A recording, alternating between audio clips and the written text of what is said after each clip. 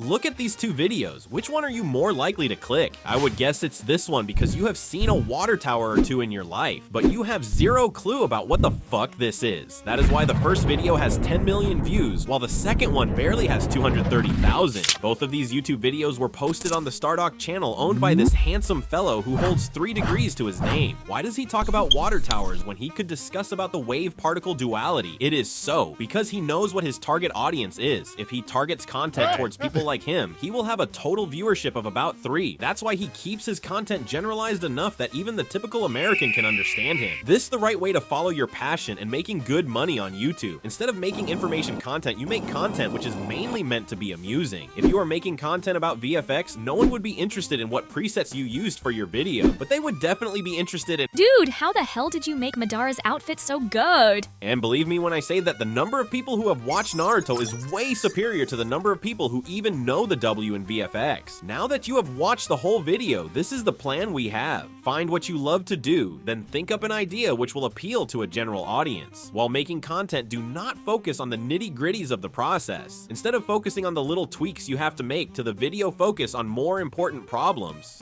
If you like the value provided in this video, maybe check this one out where I explain complete YouTube playbook in 1 minute. Cheers.